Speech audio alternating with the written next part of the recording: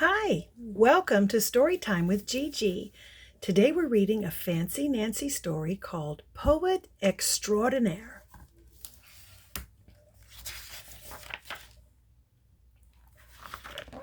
Written by Jane O'Connor and illustrated by Robin Priest Glasser.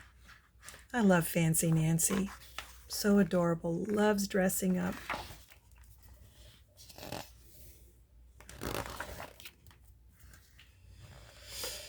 A poetry survey.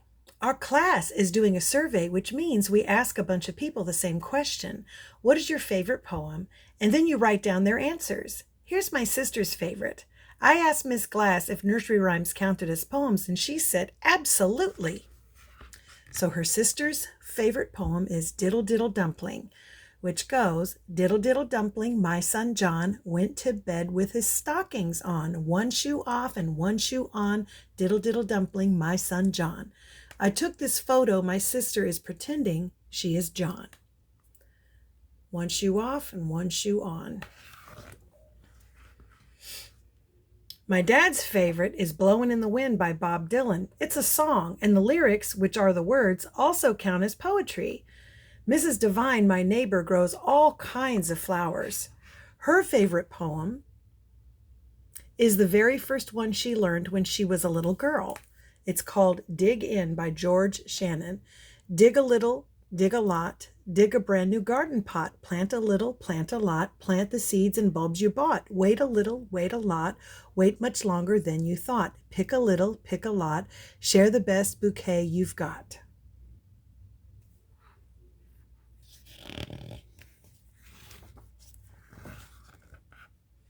My mom loves poems that tell a story. She read Annabel Lee by Edgar Allan Poe to me. It's about a beautiful princess who has died and the guy who will go on loving her forever. This poem is so sad, it's tragic.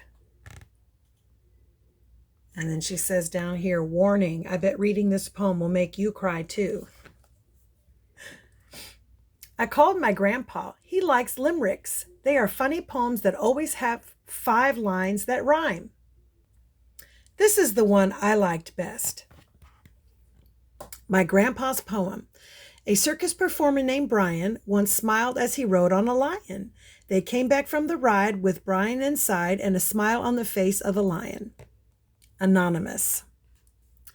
Anonymous means nobody knows who wrote this. There are lots of fancy words in poetry. And that's Nancy with her grandpa. Today, we make a poet tree in our classroom. Get it? Poetry sounds like poetry. Each paper leaf will have a poem that we composed. To compose something means you wrote it yourself. We're going to read our poems on Family Day. I haven't written mine yet. I want it to be great. Robert was worried his poem was too short, but look what Miss Glass wrote on the back of his leaf. His is called Pizza Pie. Peter eats a lot of pizza. And Miss Glass said, Robert, I like how your first line puts 2 words together to rhyme with pizza. Did you know that 2 lines of poetry are called a couplet?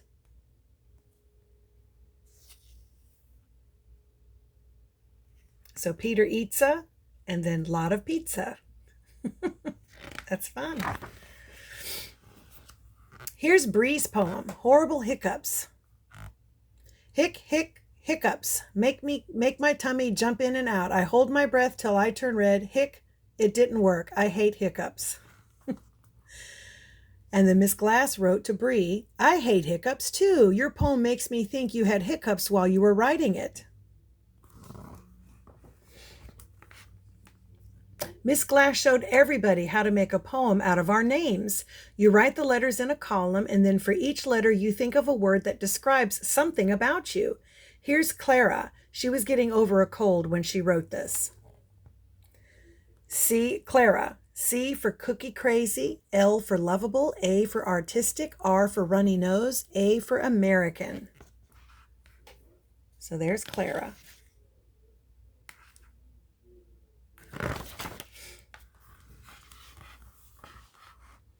Maybe you already know that Bree and I have a club. We look for insects and other interesting stuff in nature. Now, after school, we go to our clubhouse to write poetry, so we call it our Palace of Poetry.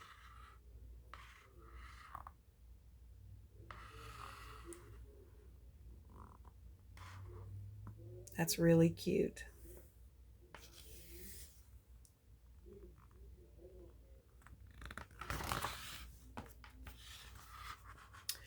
We don't talk much, but sometimes we put the radio on.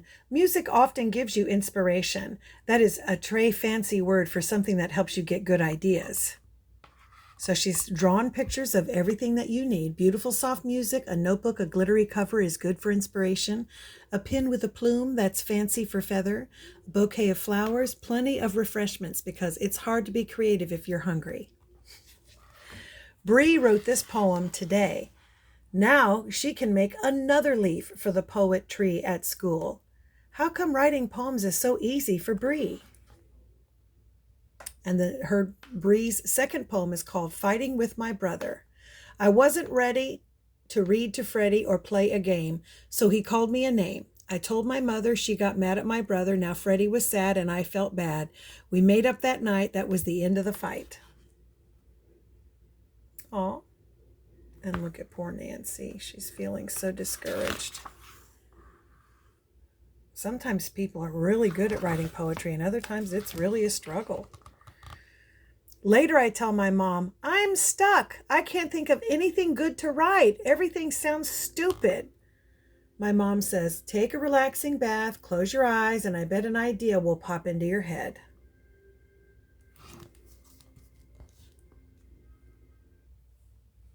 So that's what I do. I add lots of bubble bath for inspiration.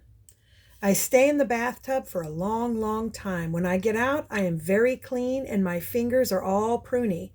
But I still don't have a good idea for a poem. Poor Nancy. I know she's frustrated.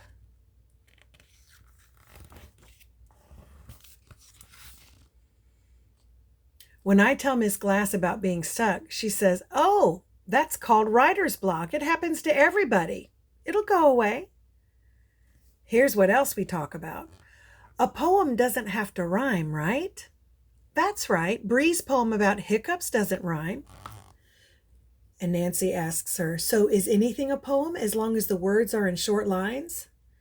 No, poems are special. The words have rhyme and are fun to read aloud. Often a poem makes a picture in words. It's good that she's asking her teacher questions. Are there other rules?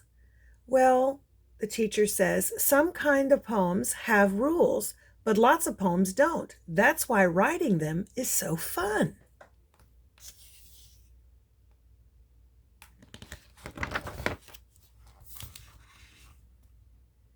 Then Miss Glass says, you're a creative girl. I'm sure you will write a wonderful poem. I'm not so sure about that, said Nancy. She looks so discouraged. After school, I want to go straight to the Palace of Poetry, but I can't. We need to find a birthday present and a card for my grandfather. It's good that she's taken her assignment seriously.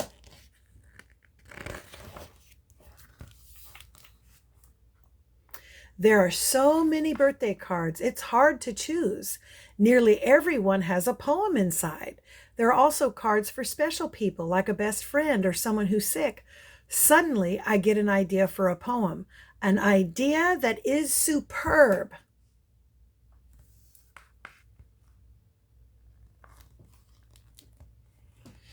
At home, I sit down with my notebook and my pen with a plume. Little by little, I get inspiration. There she is. Her poem is called Guess Who by Nancy M. Clancy. Her earrings dingle-dangle, her hair is never in a tangle. Who can it be? It's Miss Glass. If I have any troubles, they pop like bubbles when I go to talk to Miss Glass. I think I am a lucky girl. I have the best teacher in the world. You know who it is. It's Miss Glass. That's very nice. Dingle dangle, tangle, troubles, bubbles, girl and world. That's very nice. On Family Day, I read my poem. I read with a lot of emotion. That's fancy for feelings. Later, Miss Glass whispers, I'm so flattered. What you wrote, Nancy, is called an ode.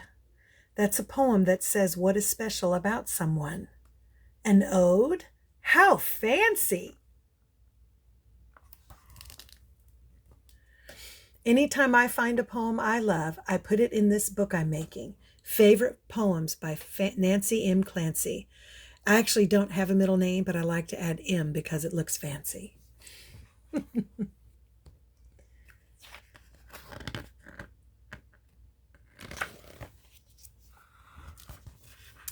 So here's another poem we're going to read. In the hotel, bouncing, bouncing on the beds, my brother Bob and I cracked our heads. People next door heard the crack, whammed on the wall, so we whammed it right back. Dad's razor caused an overload, and wow, did the TV set explode. Someone's car backed fast, and tinkle, in our windshield was a wrinkle. 8 more days on the road, hooray, what a bang-up holiday. I think this poem is so funny. I stayed at the City Squire Motel once with my family, but we didn't wreck our room. And here's another one, 5 Little Pumpkins by Anonymous. 5 little pumpkins sitting on a gate. The first one said, oh my, it's getting late. The second one said, but we don't care. The third one said, I see witches in the air. The fourth one said, let's run and run and run. The fifth one said, get ready for some fun. Then whoosh went the wind and out went the lights and 5 little pumpkins rolled out of sight.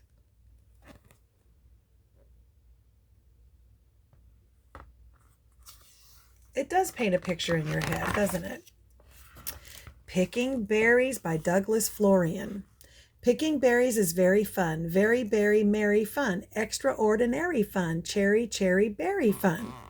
This is a tongue twister. Read it aloud, you'll see what I mean. And Gigi does not do good with tongue twisters, but I did pretty good with that one. And here's one called First Snow by Marie Louise Allen. Snow makes whiteness where it falls. The bushes look like popcorn balls, and places where I've always played look like somewhere else today. That's true. I love snow. Pollywog School by Arnold Lobel. Underneath the lily pads where the mud is cool, many little pollywogs swim their way to school. We go to class each day, said one, and all we do is wiggle. We do not read, we do not write, we only squirm and giggle. Pollywogs turn into frogs, and that rhymes.